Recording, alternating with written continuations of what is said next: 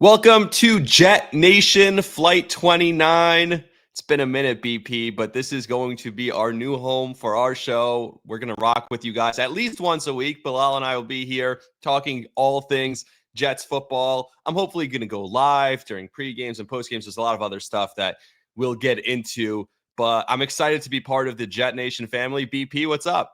What's going on, man? I'm excited to be here too, man. It's going to be fun. Now, I wish the Jets were more fun right now, but I feel like this is going to be a fun journey that we started. We got going together. I don't know. It came together over the last few weeks. It's been awesome working with those guys. So I'm excited. I'm excited to see what the future holds. Me too. And whatever the future is, they better figure it out quickly. Well, the Jets better figure it out quickly because there's a lot of stuff to talk about when it comes to the New York Jets. Of course, guys, if you want to be a part of the show, we're going to have a ton of things coming up on the Jet Nation website, obviously on the YouTube page, on this podcast feed, wherever you are, however you're consuming this. We want to make you guys a part of the show. So there's going to be listener questions. We're going to have listener call-ins at times, all those things. Stay tuned for all the fun because we want to be a part of it. We're going to have some fun segments that we're going to try and do. BP and I were trying to come up with some stuff. We're not as creative as you guys, so you guys have to come up with some segments. What you want to hear us talk about when the Jets are frustrating us and we want to talk about something else that's fun. So make sure you subscribe so you never miss a show. And of course, as you see on the bottom, you can follow us on all socials. That way you could interact with us. We want to interact with the fans. That's the best part of us. I saw BP, you were like talking back to some people, on social media on Sunday. You were tweeting during that Jet game, or Monday night, I guess. You were tweeting during that Jet game, huh? Yeah, because it was just some bad football all around. I just couldn't take it anymore. I had to say something. And that's been my first time in really engaging with the fans this year. It was always exciting to watch those guys play, but on a primetime night, you got to play better than that, man. I just don't understand what will light the fire in the organization. And like I said, man, I'm just looking to uh, seeing what Aaron Glenn is going to do for the rest of the season. Yeah, I mean, usually I'm the one getting those angry texts from you, but I'm glad you pointed your ire elsewhere this time but we talked, I guess it was Tuesday after the game, right?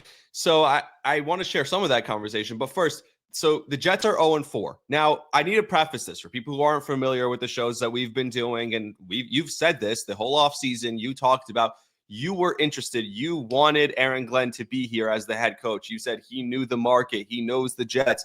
You also mentioned that you wanted Justin Fields to be the starting quarterback. You liked what the Jets did in the offseason. You said they should move on from Aaron Rodgers. He's an old guy. He's not part of building the future. So you loved what they did. And you were at training camp, right? You were out there. You saw Aaron Glenn had the referees. He had the whistle. All he talked about all offseason was, we're going to build a toughness. We want Jets fans to be proud. We're going to have a certain mentality. We're not going to make mistakes. We're going to be the more physical team. All the things you love to hear. We're going to be the disciplined team. This franchise has been undisciplined for a long time. We need to bring discipline back. And then through 4 games, they're 0-4, 0-2 in the division, and it looks worse than I've ever seen. And can I share what you said? What was the first thing you said when you called me, or when I called you the other day? I told you, I said, I think that Aaron Glenn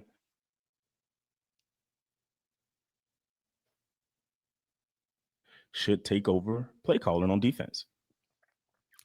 You didn't just say that. That was one thing you said. You said so far, and I'm just quoting you, and you could deny this, but you said so far this is worse than Adam Gase.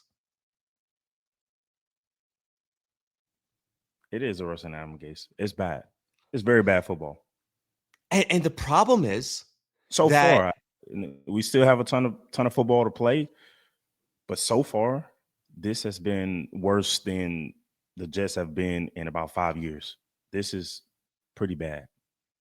And you were there. You played under Adam Gase. So you know how bad that was. And here's the thing. You're not just saying that because if the Jets start 0-5, Aaron Glenn will be the first coach in Jets history. This is a franchise that has lost games over and over again, that has changed coaches over and over again. They've had dozens and dozens of coaches, but if they lose to a Cowboys team that's probably going to put up 70 points on them at MetLife Stadium on Sunday, that will be the worst start for any head coach in Jets history. Listen, 0-4, 0-2 in the division.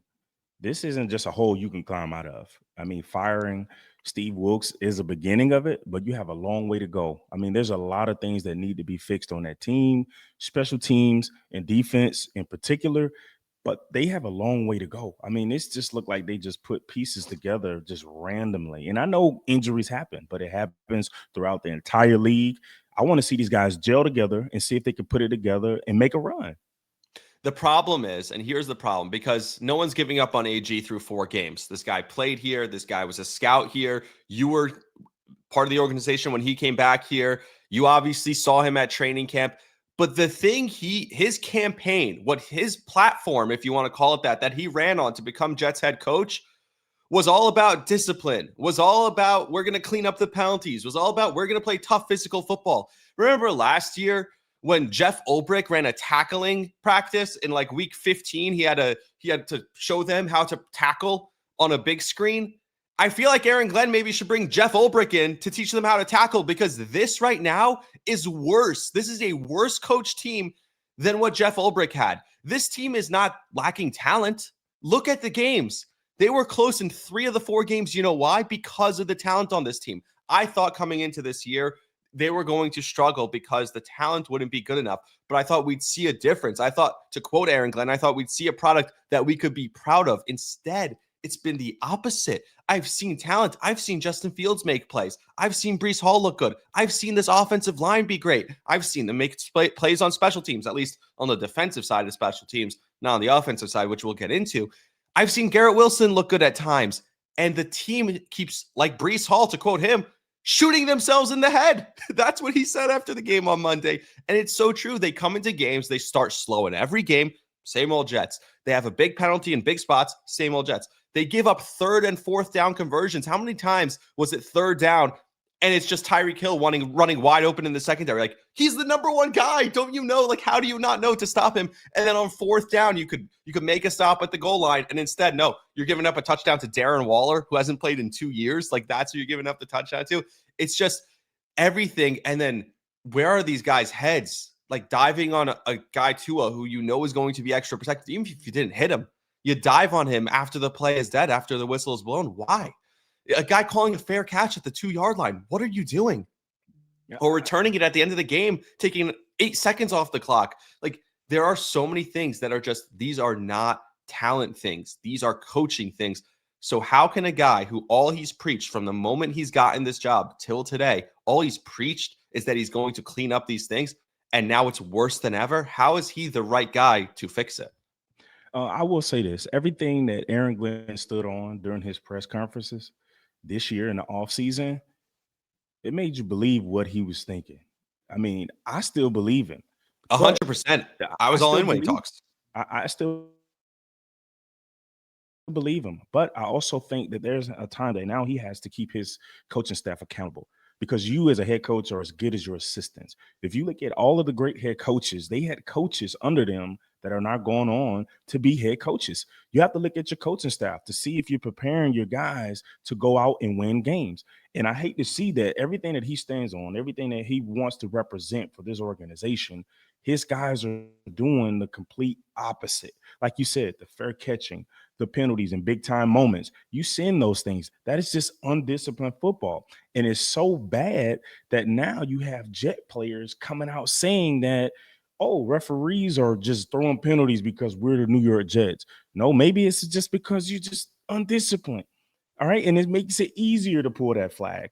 All right. So I think if you just clean up those type of things, I think now that you've seen Steve Wilkes is out of a coaching job of calling a defense, you may see a different type of defense. Now that Aaron Glenn is going to take charge, I think he tried to sit back and let coaches be who they were coming into it. I think he thought that he had something established early on with what he was saying in the offseason. And when I was at training camp, I was believing it. I talked to a couple of players that said, man, it's just different. Guys who came from winning programs in college saying that that's what this feels like. Guys that won national championships. They said that locker room, that team culture felt like that. But it's not showing on the football field. So maybe you need to keep it accountable that now maybe it ain't just the players. Maybe it's the coaches not putting their players in the best position, understanding that We have guys now committing penalties, holding penalties. Why? Because guys on the back end are not getting or having so much time. So, I just love to see them clean up the things that they need to clean up moving forward. I fully agree with you, but the question is, this is clearly on coaching. And this is the coach who, like you said, he's been preaching this from day one. So if it isn't sticking to the players now, and I agree with you with the players saying, oh, they're throwing flags on us. They're throwing flags on you because you haven't given them the benefit of the doubt, right? You haven't given yourselves the benefit of the doubt. They expect you to make these mistakes. So of course they're throwing the flags on you. But how does the coach who's been preaching this from day one, and clearly it's gone the opposite, it's gone the other way, right? It's worse than ever. I've been a Jets fan. We've been through the Gase years. We've seen Saleh and Ulbrich. And by the way, like, don't even talk about Robert Saleh's defense beating Matthew Stafford and the Rams last night in LA, like on a third in a prime. Like, of course we have to see that, and I know, by the way, I know it's Aaron Rodgers. Yeah, and Aaron Rodgers dominating. Last year, he couldn't do anything on offense against Minnesota when they were playing in London. This past week in Dublin, he's crushing Minnesota's defense all of a sudden. So, it makes you think it's this organization. You know what I mean? And this is why, by the way, Bilal, and I know we argued on this, I wanted a veteran head coach to come in here. But I wanted someone who's established, who I trusted, who I could see, you know what, this guy's going to make a difference. A Pete Carroll type, right? 2 years ago, I would have wanted a Jim Harbaugh. But here's the thing. I was starting to buy in because I loved everything Aaron Glenn said. I believe everything Aaron Glenn says. I love that he's genuine. I love that he's authentic on the sideline. I love that he is who he is, and he's not going to waver from that. Week 1, they cut Xavier Gibson. Guess what? If they keep cutting guys for making mistakes, you're not going to be left with a roster. Because everyone's making mistakes. You're going to have 0 players. Who's going to be left? Amram Membu and Garrett Wilson? What? That's what it's going to be. It's crazy. It's just so... My point is, I don't want to be out on Aaron Glenn. I'm not out on Aaron Glenn. But how can you trust that guy who's been preaching this from day one, and it's been worse than ever, to be the same guy who fixes it?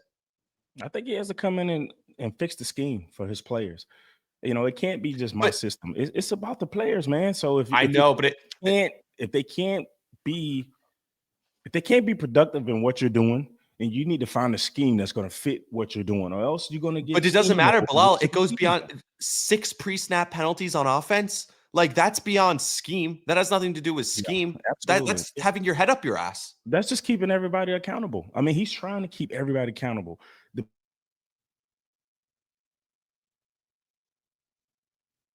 The big fumble with Xavier Gibson. He's all right. You cost us. You got to go.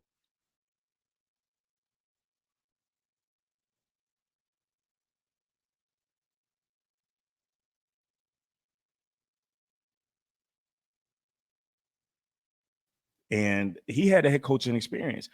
We did a heck of a job that year. And then obviously the second year wasn't as good, but he had experience. And like I told you, I feel like sometimes that head coaches, they get too much credit. The great head coaches, they have great assistants. So I think now, instead of pointing fingers at the players, right, they still have to play. But coaches have to dig deeper and fixing schemes and doing certain things. Like right now, our defense. Last year, we're sitting at this time, we were saying, where's the offense? This year, we're sitting there saying, where's the defense? These guys are giving up 30 points a game. You can't win any games like that in the National Football League. Right now, you're giving up 130 yards per game and rushing. That's demoralizing. And then on the opposite side, those guys are running the ball. Right now, that offense is averaging over 5 yards a carry. Over 5 yards a freaking carry. To me, I always told you too. I also said this about the offensive scheme. I said that I think that they need to implement more Justin Field runs. The guy is explosive. He's explosive in running. Don't let him just 4th and 1 play. One of the best plays huge. I've seen. Yeah, it was huge. I think I think that just gives us another weapon. Like, put that in the design. Like, have defense account for Justin Fields, not just have him sit back, pat the ball, and try to go downfield. Like, design quarterback runs for him to open up the run game, to open up other opportunities when you maximize his ability. Can I ask you a question about that, though? He has 1 concussion already this year, and he's going to run off script. So if he's going to run 4 or 5 times a game off script at least, right? Maybe 6 or 7 times a game off script. And then you call another 10 runs for him, aren't you just putting him in more spots where he could get hurt?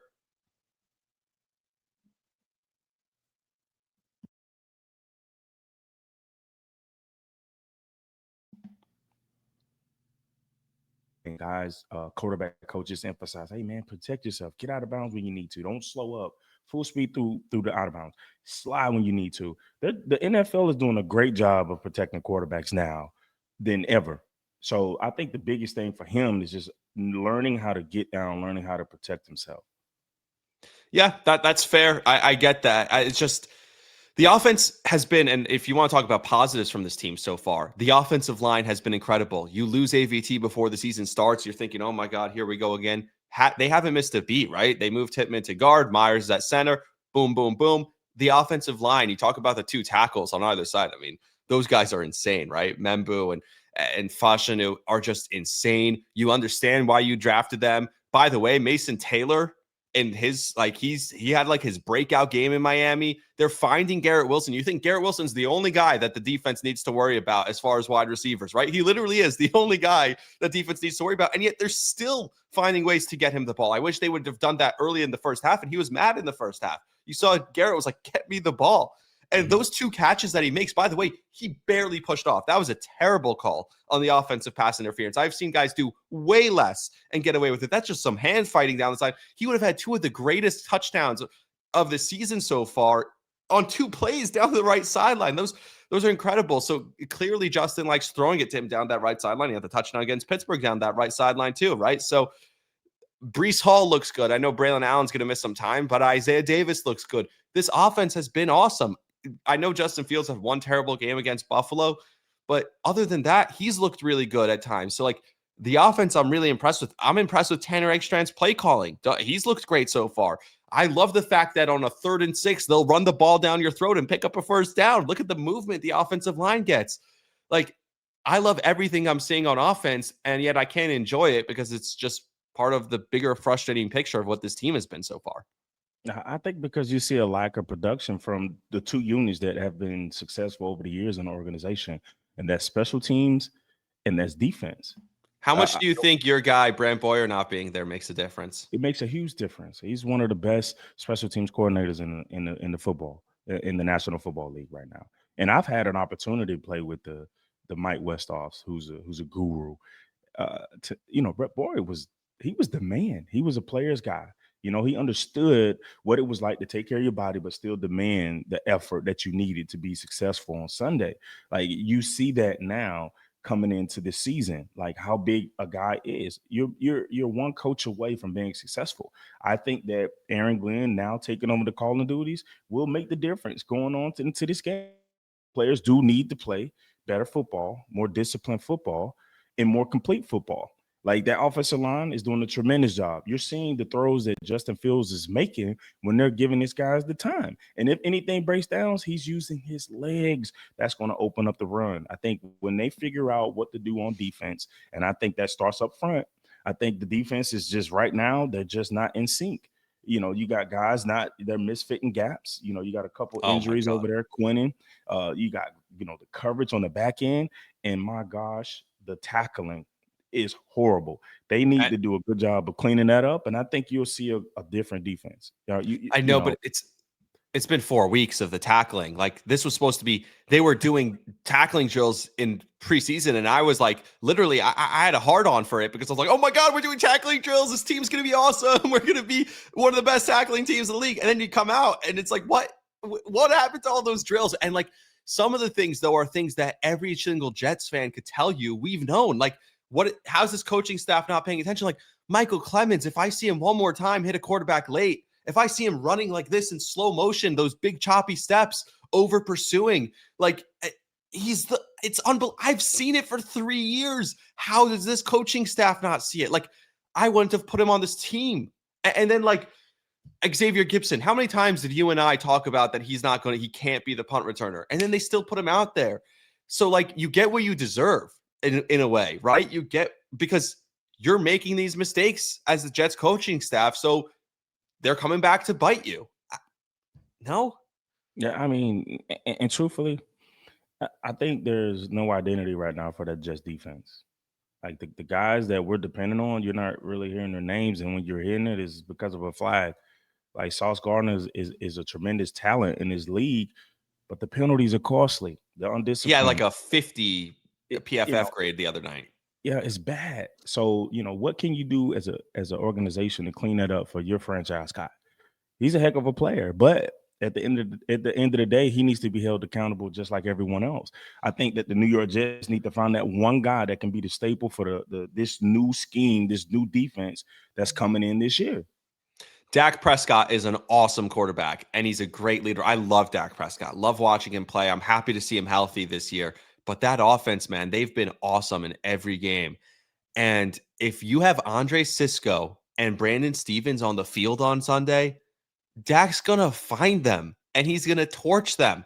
That's what he does. Like, I don't understand how you could go into the game. Show me more AZ Thomas. He made a huge play in the game against the Bucks, right? Show me more Malachi Moore on the back end. He made a big play. Like, that's it. Like, it's enough.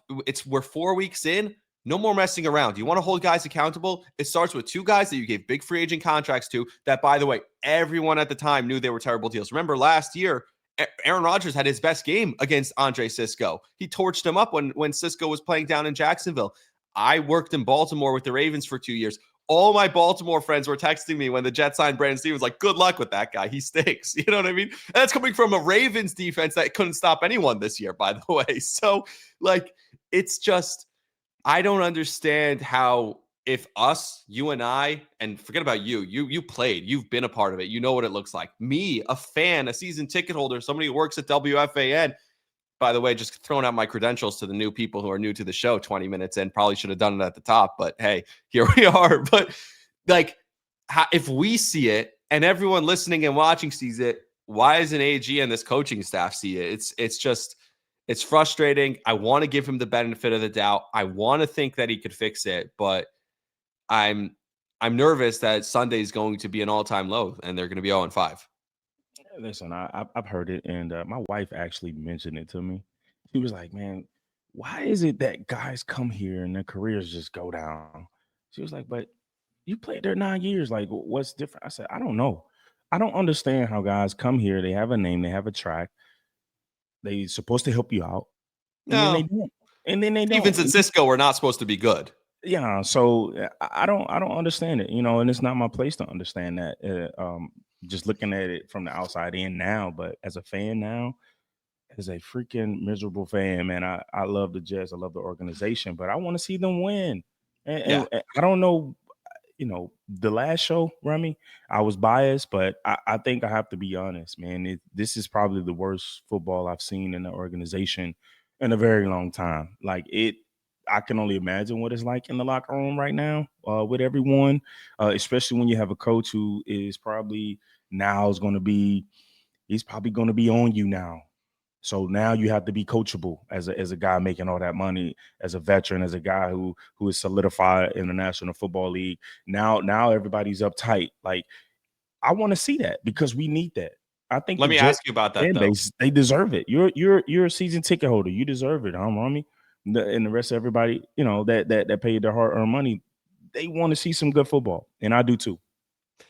Let me ask you a question about this though, because there was a video that came out of the Jets doing like a tackling drill, or not tackling, but a carry the football drill, and Glenn's got the big punching bag on and he's trying to knock it out from this week. And the team just looked lethargic, like they were over it. Like, is it a point where, hey, coach, you've been coaching us hard now for 2 months and we're still ass, we're still losing games, and maybe they start to just tune him out because, like, hey, we're working hard, we're tired out here, and we still suck. It's not translating to wins. Forget it. Man, then you have to get those guys out of the building. You have to. Well, There's a that's what standard. happens. We There's a argued back and standard. forth about, what's funny is you and I argued back and forth about paying Sauce and Garrett. And I said, the only reason I wouldn't pay them is because they know nothing but losing. Right. Yeah, I And, mean, and so to me, I'm like, wait, shoot, if now these guys are supposed to be your leaders, these are the guys that you paid, and all they know is losing. Like, those are the guys who have to set the tone. Do you trust them to be the guys to carry you when, Uh, like, now they're the guys who have to step up and go to everyone else and say, hey, we can take tough coaching. We have to take tough coaching because we are the ones who put ourselves in this situation. And if the guys who just got paid, now all of a sudden they look like, hey, F this, F that, like, how does the rest of the team follow, right?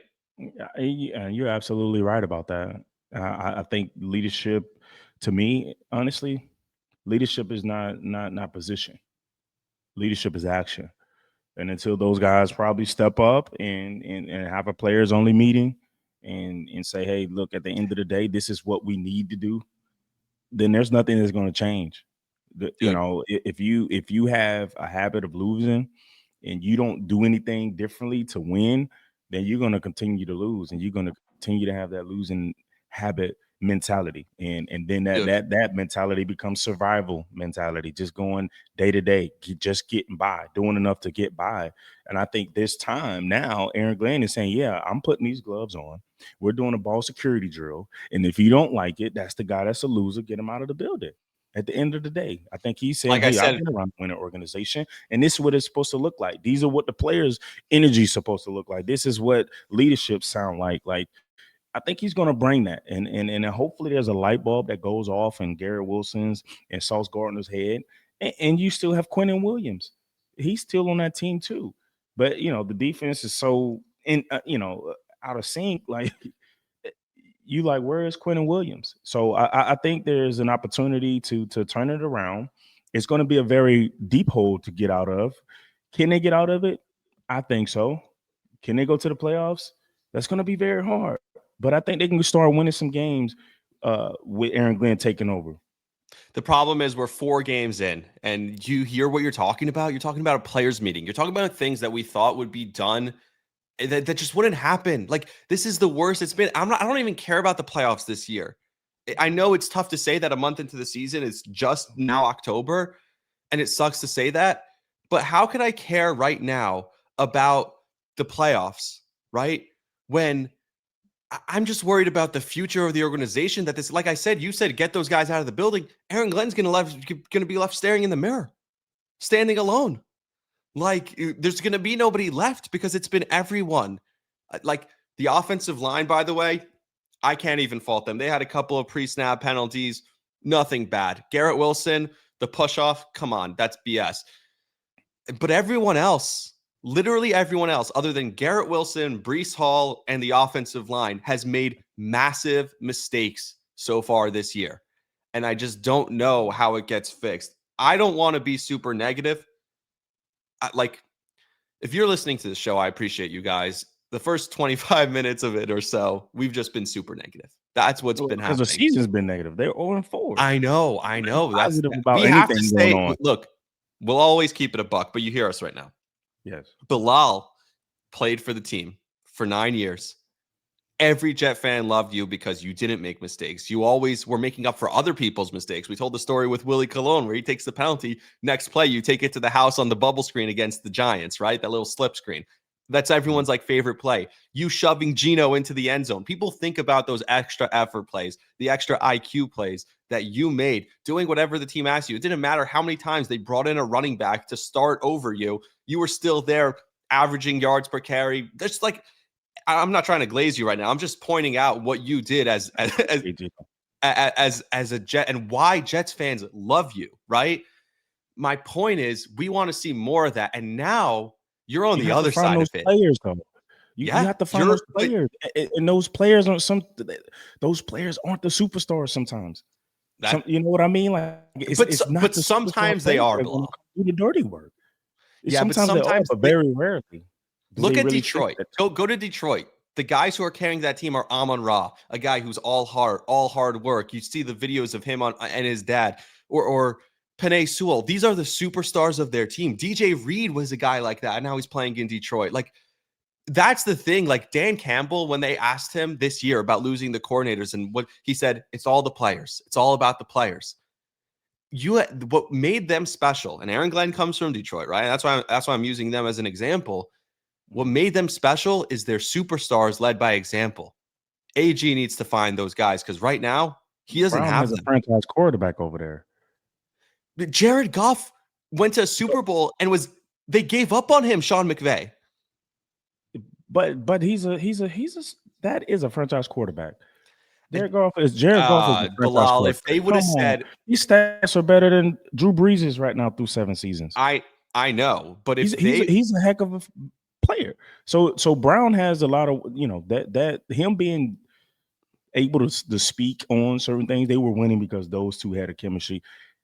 Garrett Wilson hasn't had that consistent quarterback and still has the season he's had over the last 4 years, man. Well, that's not fair because look at what DK Metcalf's doing with Aaron Rodgers. It's the same guy, only a year older, and DK Metcalf is having an incredible year. But I think Garrett Wilson is having an incredible year. We're just frustrated they're 0-4. I think just from a player standpoint, I think Garrett Wilson, he says the right things in the interviews. He does. I love Garrett. My problem's not with Garrett Wilson. I think Garrett Wilson's great, and I wanted to pay him. Like, my problem's with everyone else. I don't even have an issue with Justin Fields. They have to bring in the right guys. And sometimes the first year is not it, man. And you know it. You got to weed guys out. You got to weed the Clemens guys out. The guys I know, but the talent hasn't been the problem. That's the frustrating part. The talent hasn't been the problem. It's been the coaching. What's the corner name you just said? Yeah, Brandon Stevens sucks. Yes. Well, there you go. You know what you're right about? Look, they had 13 penalties accepted and then 2 more not accepted in the game on Monday night. But yes, if Brandon Stevens and Andre Sisco play a little bit better, they probably still win. If Andre Sisco and Brandon Stevens play a little better against the Steelers, we're talking about a horrible Miami too the other night. Yeah. Oh my God, that's the only reason they stayed in that game. Yes. If that's any other team, they're getting beat by 40. They play like that. Miami's quit. They've quit on Mike McDaniel. I know, and then they lose. They lose Tyreek halfway through the game. It's just crazy. Yeah, it's bad, man. So I hate to be negative on the show. Dude, I love this though because I love that people are seeing what this show's gonna be. Like, this is why I started saying, like, you have all those accolades, and yet right now you're just an angry fan like the rest of us. Doesn't matter what you were. Wearing off on me. It's like rubbing off on me right now, dude. Dude, you're washed. That's it. You're cooked. You're in your mid-30s. You had a hard time getting on the Zoom when we were trying to set this up. You had a hard time figuring out your camera and your microphone. That's it. This is it, man. This is who you are now. Hey, let's just win some games. All right. Yeah, I'm excited. That's the goal. So let's talk about real quick before we wrap up. Let's talk about what the show is going to be. But before we get to that, let's talk about Sunday against Dallas. Dallas is favored by 2.5, only 2.5 at MetLife Stadium because their defense can't stop anyone. Mm-hmm. The over-under is 47.5 in the game. Bet the over. I'll tell you right now. Would it kill the Jets to force a turnover? Would it kill them to force one turnover? That's all I'm asking for. One forced turnover. They haven't had one yet this year. Well, it's -7 right now, I think, turnover margin for these guys. So they need to create some turnovers. And going into last game, Justin Fields hadn't turned the ball over yet. I know. And everybody was talking about this guy, saying he wasn't the right fit. He's the freaking right fit. Your offense should be around him. Like, you have a guy that is he an elite talent? No, he's not. Dak Prescott is an elite talent. He just does a great job controlling the game. And that is what Justin Fields is doing, controlling the game. Like, having a guy like that has now enhanced our offense. And now we're sitting back waiting on that one guy on defense that's going to be the staple of the defense. The true identity of the defense. That's why I want to see guys AZ Thomas and Malachi Moore in the game. I want to see Sauce Gardner. You just got paid. Go make a play. Make a difference. Yeah. That punch doesn't, a ball. That and by the way, Jamie Sherwood, I think, had his best game against Miami, best game of the year. It sucks that Quincy's out. He was playing his best game before he got hurt in that Tampa game. He was flying. He was everywhere. So it sucks that he's out. One of my favorite players. But this is a game where whoever wins the turnover battle is going to win this game because they're going to be scoring back and forth. Like I said, bet the over. I think each team's going to be driving down the field on the other team. You saw the last game the Cowboys played. It was 40-40, which I hate ties, by the way. But that was the final score, 40-40 against the Packers. So to me, it's if one team whichever team makes a defensive play, that's the team that's going to win. I always say too, in a game like this, the team that wins the field position, they're going to win this game. There might And be no punts. I know, but they're going to be a ton of kick returns. And yeah, well, the and Jets Dallas don't have a really returner, good. so I don't know. That's okay, and the Dallas Cowboys do. So at the end of the day, it's going to come down to field position, and like you said too, who's going to win the turnover margin. But field position, I think, is going to play a big part of this, especially with the way our defense is playing. We need a long field. We can't afford any short fields with the way we're playing right now on defense. So I will say that the field position is going to be a big part of this game coming up. Your guy, Nick Folk, unsung hero so far, knocks in a 58-yarder. He's pinning guys deep. He's getting it in that landing zone every time. I like the new kickoff rules actually this year. Last year I thought it was a little rough. This year we're seeing a lot of kick returns. I think it's been effective. I think the kicks landing in the kicking zone have worked. By the way, just real quick on that Dallas Green Bay game, what did you think? I don't know how much of it you saw, but what did you think of the play at the end where there's 5 seconds left? They snap it. Like they just let the whole clock run down. And then like they called the play dead as Love throws it off a guy's back before he even hits the ground. They called the play dead to preserve the 1 second for Green Bay. I thought that was a ridiculous clock management. That was one of those things where you should have just spiked it and played for the field goal, where you almost risk like running out of time. Not almost. You should have run out of time. They should have run out of time, but they just got bailed by the refs and the clock manager. They did. I mean, that was bad clock management. And again, that has absolutely nothing to do with coaching. That's player awareness. That's having the right guy. Sometimes you can't coach that, man. You can't coach in the game moments. You can't. That just has to be all on the players. And you have to find those players. And they're hard to find. And when you find them, you win Super Bowls. You win playoff games. You win regular season games. Yeah. All right, BP. That's going to do it for us today. We'll have a ton more to talk about. Do you have a prediction? You know what? Let's do a prediction. What's your prediction for Sunday? Man, I think it's going to be a back and forth. My goodness. I'm going to have to go 28-27. I'm going with Dallas, man. The first time I've ever betted against the Jets, but just the way they're playing, I just don't think that they have it yet, pulling it out. So 28-27. By the way, I'm with you. I think the Cowboys win, but I don't think they cover the 2.5. I think it's going to be like a 1-2 point game. So I like the Jets plus 2.5. Hold your nose and just like, because I don't think the Jets are going to win this game. I think they can if they force one turn. That's all it's going to take. One forced turnover and don't turn the ball over. I think the Jets win this game. But I think Jets plus 2.5, but the Cowboys on the money line and bet the over 47.5. I think like 31-30 is going to be the final score in this game, and Dallas wins it. Until next time, everybody subscribe to the channel, subscribe to the podcast, follow us on social media, follow JetNation. You can find us where we're going to be on the JetNation website. So there's a whole lot to get to. We'll talk about how you can interact with the show if you're part of the forum already on JetNation. If you're not, join it, because that's where we're going to be taking questions from. We might be doing other types of, subscription, or if you're a JetNation subscriber. So we'll do some subscription-based, I guess, you can be part of the show and in different ways. So we're going to talk about all that stuff. We're going to get all that stuff out there, but we wanted to do our first show. We're going to be doing at least weekly with BP. I might do some post-game live stuff, and if you could hop on. We plan on being out at MetLife Stadium at some point, doing tailgates together, meeting fans. So there's going to be a lot of stuff coming. So make sure you stay tuned. Follow us on social, so you don't miss anything. It's going to be an awesome show. I know the first shows sometimes are rough. My Wi-Fi has been terrible. I'm not at home, so my camera setup is not as great. But don't worry, it's only getting better from here. So we're climbing out of the hole, Rami. What was that? We just started off 0-4. That's it. We'll climb out of the hole. Yeah, by the way, me and you are 0-4 along with the Jets. At least we're not 0-2 in the division yet, like the Jets. But until next time, everybody, like, subscribe, share the show. Appreciate you all for listening, watching, and sharing it and interacting with it. Until next time, guys. See ya.